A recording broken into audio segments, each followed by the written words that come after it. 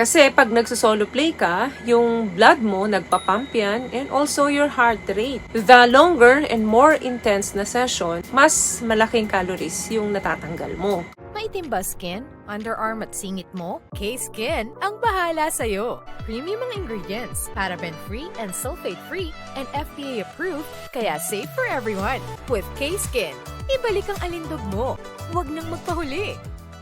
Hi guys! Welcome back to our channel. Kamusta po kayong lahat? Sana ay nasa mabuti po kayo. At sa mga hindi po nakakakilala sa akin, my name is Cheryl Ting. At kung bago lang po kayo sa channel na to, pwede po bang makahingi ng isang favor? To please consider to subscribe dito po sa ating channel. And also, huwag niyo na rin po sanang kalimutan i-like and i-follow ang ating Facebook page official and also ang ating TikTok account, Cheryl Ting. Maraming salamat po. And for today's video, another concerned video po, ang sabi niya is, Miss Ting, nakakapayat ba ang pagsasarili? Ano po kaya ang pros and cons nito?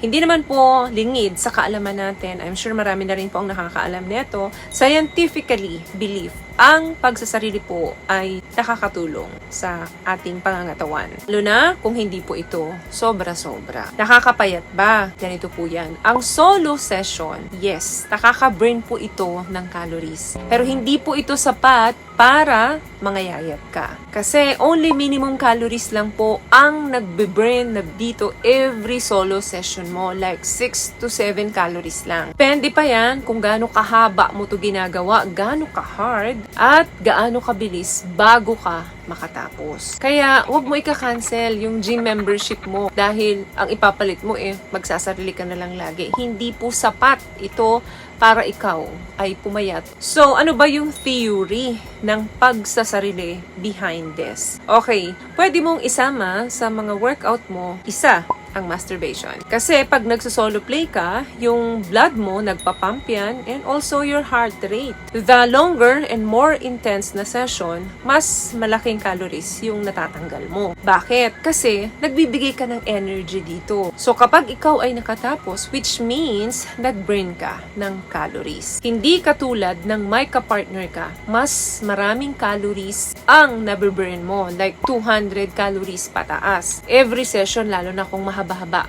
ang foreplay ninyo. Tapos, nasa 175 pounds ka pa. At umaabot kayo ng 30 to 40 minutes with your partner. So, ang sagot, hindi po ito nakakapayat. At hindi rin po ito nakakataba. So, walang epekto ang pagsasarili sa shape ng katawan mo o sa pagbagsak ng weight mo o sa pagdagdag ng weight mo. Number 2 question mo, ano ba yung pros nito? So, meaning, ano yung benefits nito? Of course, ang solo session po, tumutulong yan para mas strengthen yung iyong pelvic floor muscle na magtone lalo. Kasi diba kapag matatapos ka na, naninigas ka. So, nagko-contract yung muscle mo doon banda sa pelvic floor area mo. Another thing, nakaka-relieve din po ito ng stress. Isama na rin natin dyan, nagkakaroon ka ng better sleep. Isama na rin natin dyan, mas gumaganda ang mood mo pagkatapos mo mag-solo. At mas mababa rin yung risk sa prostate cancer. Nakakatulong din po ito para ma-boost ang inyong immune system. Nakakatanggal din po ito ng cramps or muscle tension. Nagbe-benefit din ang inyong mental health kapag kayo ay merong solo session at naging successful ito. Also, mas naiintindihan nyo kung ano yung gusto ninyo at kung ano yung kailangan ninyo pag nagsosolo kayo. Mas na-explore ninyo yung different desires and nagkakaroon kayo ng relaxing feeling after. Basta, wag lang pong susobra. What I love about this product, itong No More Dark Secret ng K-Skin, bukod sa may advanced whitening na siya na kung saan pwede niyang matulungan na pumuti yung mga singit-singit mo, moisturizing, meron siyang anti-irritation, antibacterial, maintain healthy pH level. Hindi lang pambabae, meron din po tayong pang-lalaki. Doon naman sa pangatlong question mo, ano naman yung consequence nito? Yung hindi magandang maidudulot nito. So, kapag ikaw ay may partner at ikaw ay medyo engaged sa pagsasarili, iwasan mo. Kasi dumarating sa puntong mas nag-enjoy ka sa pagsasarili. At hindi maganda ang impact nun sa inyong relasyon. Siyempre, yung kapartner mo, may pangangailangan din yan na dapat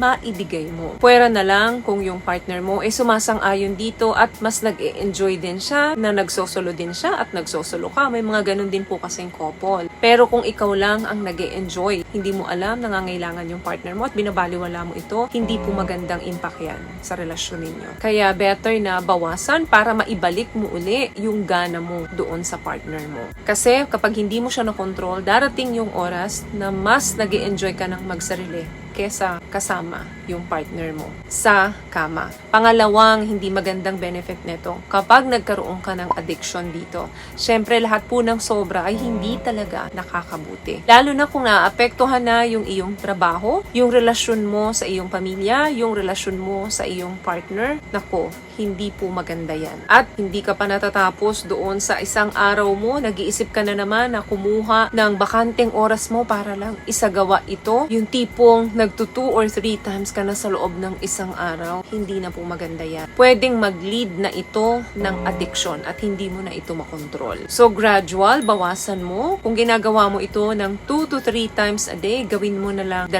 beses sa isang araw. Makalipas ang ilang linggo, gawin mo naman ito ng 1 beses na lang isang araw. Makalipas uli ang ilang linggo, gawin mo ito na every other day na lang. Yun na yung regular. Ito kung wala kang partner. Pero kung may mga partner po kayo, hindi ko maisasuggest gawin yung regular every other day na nagsasarili kayo. Kasi wag niyong kalimutan, merong kayong partner. Pwera na lang kung yung partner nyo nga, okay rin dito sa ganitong setup. Pero kung hindi, pwedeng masira ang relasyon nyo rito. Ang bottom line ng video natin, ang solo play is natural and fun. It's a safe way to learn about your body, your practice. So nabibigyan ng chance yung sarili mo na explore yung katawan mo at malaman kung ano talaga yung makakapagpasaya sa'yo kapag nagsusolo play ka. Pwede mong i-share ito sa partner mo para kayong dalawa yung gumagawa nito once na na-discover mo. Pero again, hindi po ito nakakapayat at hindi rin po ito nakakataba. So yun lamang guys ang video natin for today. I hope nakapagbigay po ako ng tips sa inyo at kung nagustuhan niyo pong ating video, please give it a thumbs up, comment down below and also share this video na rin po sa mga kaibigan na sa tingin niyong matutulungan po ng video natin. Once again, palagi po kayong mag-iingat at palagi po kayong manalangin. Thank you guys for watching and see you in our next one. Always love yourself and be a blessing. Bye!